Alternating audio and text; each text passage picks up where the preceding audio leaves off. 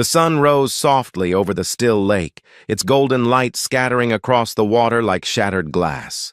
My neighbors stood in silent disbelief, clutching their morning coffees as they stared at the sight before them.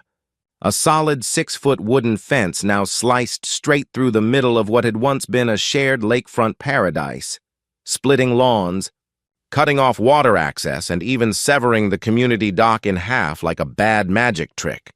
On one side of the fence, Karen's cousin Margaret stood frozen with her mouth open, staring at her trapped setup, luxury lounge chairs, a gleaming jet ski ramp, all now caged in by wooden panels. On my side, I calmly tightened the last bolt, wiped the sweat from my brow, and gave the stunned crowd a polite little wave. But to really understand how we got here, I have to rewind a few years. 5 years ago, I bought my dream home in Willowbrook Estates, drawn in by one irresistible promise: deeded lakefront access. That property came with legal rights to the shared waterfront, a wide sandy beach, and a community dock that my kids adored. Every summer weekend was pure magic. Hours spent swimming, fishing, grilling, and watching sunsets melt into the water. It was everything I had worked for, and every cent of the lakefront premium felt worth it. Everything changed 6 months ago when Karen Fitzgerald became our new HOA president. If you've ever wondered what happens when someone with a Napoleon complex gets even the tiniest whiff of authority, well, Karen was the case study. Within weeks, she'd slapped homeowners with new fines for grass growing half an inch too tall. She declared wind chimes a noise hazard and banned them entirely. She even required written permission to plant any flowers not on her personally approved list. But Karen's true talent? Nepotism. Her brother-in-law suddenly had a paid position as our landscape inspector. Her best friend snagged the contract for pool maintenance.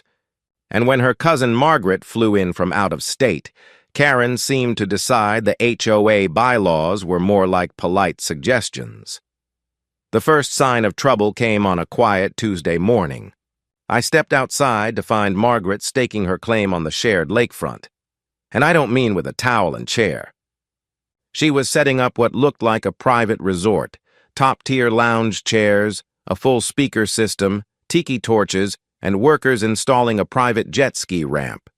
It completely blocked my family's access to the water and ruined the view we'd cherished for years. I walked over, polite and calm, and introduced myself. Margaret looked me up and down like I'd interrupted royalty. In a clipped, dismissive tone, she informed me that Karen had reassigned that portion of the lakefront for her exclusive use during her extended visit. Apparently, she thought my family was wasting the space by only using it on weekends. She, on the other hand, needed it for her book club gatherings. When I pointed out that the waterfront was shared, deeded property, she waved a piece of paper in my face and smugly told me to take it up with the HOA if I had a problem. It was something called an easement reassignment, dated just 3 days earlier. According to that paper, the HOA board had voted to grant Margaret temporary exclusive use of half the shared lakefront, claiming it would maximize community resources. And to make it even more insulting, the vote was supposedly unanimous, despite 2 board members being out of town that week. That was my first clue that something smelled fishier than the lake after a summer storm. I immediately contacted the city planning office and the county property records department. Both confirmed what I already suspected. The lakefront rights were deeded to individual properties, not controlled by the HOA. Changing that would require legal documentation and signed consent from every affected homeowner. Karen's little reassignment was legally worth about as much as a doodle on a napkin. When I brought all this up at the next HOA meeting, Karen's face turned a shade of purple I didn't know humans could achieve. She gripped the podium with white knuckles and practically screeched that the HOA had recently amended its bylaws to include waterfront management. Anyone interfering with board decisions would be slapped with $500 daily fines. Then, as if on cue, she whipped out another piece of suspicious paperwork, claiming this bylaw change had been approved during a special meeting the previous month. Funny how no one else on the board remembered attending that meeting. Meanwhile, Margaret had turned our tranquil lakefront into a non-stop party hub. Her speakers blasted music from dawn till night, Her guests trashed the sand with beer cans and fast food wrappers. The jet ski ramp was a giant eyesore and broke at least 3 environmental regulations. The final straw came one morning when my 8-year-old daughter went down for her usual swim. Margaret physically blocked her path and told her it was now private property. My little girl came home with tears streaming down her face. That was it for me. I spent the next week doing what I do best as a contracts lawyer, digging through every line of documentation. I pulled my original purchase agreement, the property survey, the HOA charter, and 2 decades of meeting minutes. The truth was beautifully simple. Not only was the lakefront access permanently and irrevocably deeded to specific lots, including mine, but the HOA charter clearly stated the board had 0 authority over deed property rights. Any attempt to tamper with those rights would make the board members personally liable for damages. I drafted a formal legal notice to both the HOA and Margaret. They had 72 hours to remove all personal items and restore community access, or I'd take them to court to protect my property rights. I sent it certified mail and email, then waited. Their reaction was as predictable as a summer thunderstorm. The next morning, Karen showed up at my front door with Margaret at her side and some man in a wrinkled suit who claimed to be a lawyer but looked like his legal education came from daytime TV court shows. They came at me from every angle, threats, bribes, and desperate attempts to sway me. Karen tried the reasonable approach first, flashing a strained smile and promising to waive my HOA dues for an entire year if I would just drop the issue. Margaret chimed in with her own ridiculous offer. My family could use the lakefront every other Wednesday, as if access to deeded property were some kind of timeshare. And then there was the lawyer, mumbling about adverse possession and squatters' rights, like he'd memorized a few buzzwords from a legal drama. I actually laughed out loud. When I calmly declined all their offers and showed them my own legal credentials, their faces twisted from fake charm to fury. Karen hissed that I'd regret ever crossing her, before they all stomped off in a storm of indignation. The 72-hour deadline came and went without a single piece of furniture being removed. In fact, Margaret had doubled down, dragging out more patio sets and even starting construction on what looked like a permanent shade structure. Fine. If they wanted to play hardball, I had Phase 2 ready. I hired a licensed surveyor to mark the exact property lines of the lakefront. When the results came in, they were crystal clear. The waterfront access was deeded down the middle. Each homeowner had rights to their section, and Margaret's elaborate setup sprawled well beyond hers, trampling over mine. Armed with the official survey, I drove to the local building supply store. The teenage clerk's eyes went wide when I told him how much fencing I planned to buy and where it was going. In a small community like ours, word travels faster than the wind on the lake. By the time I got home, my phone was buzzing nonstop with curious neighbors asking the same question. Are you really putting up a fence down the lakefront? I gave them the simplest answer.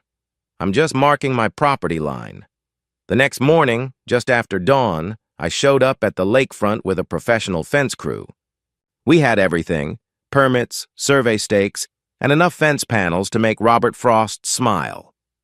The line was perfect, straight as an arrow, slicing across the sand, down the dock, and all the way to the waterline, clean, legal, final. At 7:00 a.m., Margaret stumbled out of her house with a mug of coffee just in time to see the panels going up. The mug slipped from her hands and shattered against the deck as she let out a scream loud enough to rattle the ducks on the far shore. Within minutes, Karen arrived, still in her bathrobe and curlers, and behind her came half the neighborhood, clearly ready for the morning entertainment. The meltdown was nothing short of spectacular. Karen hurled every accusation she could think of: vandalism, trespassing, intentional infliction of emotional distress, and even identity theft for some reason. She called the police. They showed up, checked my permits and survey, then shrugged and left. She called the city inspector. He confirmed the fence was perfectly within code. She called the mayor, her congressman, and, I swear, I think she tried the president. Each call ended the same way, with her voice getting higher and more desperate. Margaret wasn't doing any better. Her precious jet ski ramp now sat half inaccessible behind the fence. Her speaker system was cleanly bisected, one speaker mocking her from my side of the line. The half-built shade structure straddled both sections, rendering it completely useless. Her construction crew quietly packed up their tools and drove off as she stood there, opening and closing her mouth like a stranded goldfish. That evening, the emergency HOA meeting drew a packed house. Karen had gone on the offensive, printing flyers calling me a neighborhood terrorist, destroying property values and community harmony.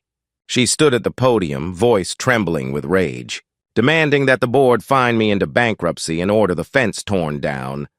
But that's when the tide shifted.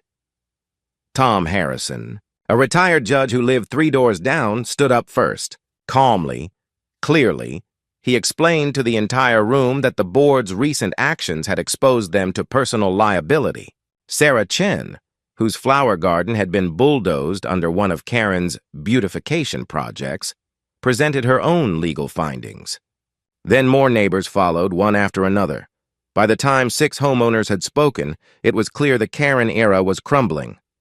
The calls for her resignation started as murmurs but quickly grew into a chant. The final blow came when Margaret's husband flew in from out of state. He surveyed the mess, the fence, the trashed setup, Margaret sobbing in her oversized sun hat, and made an executive decision. They were leaving. As movers carried their furniture away, neighbors overheard him telling Margaret that her cousin's power trip had dragged them into an expensive disaster.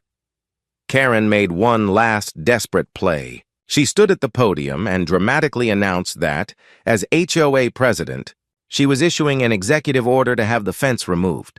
That's when the board's attorney, who had been silently scribbling notes all evening, finally stood. His words cut like clean steel. Karen had no such authority. Her actions had already exposed the HOA to multiple legal vulnerabilities, and the board needed to act immediately to contain the fallout. The vote that followed was swift. Unanimous. Karen was removed as HOA president on the spot. But that wasn't the end of her nightmare.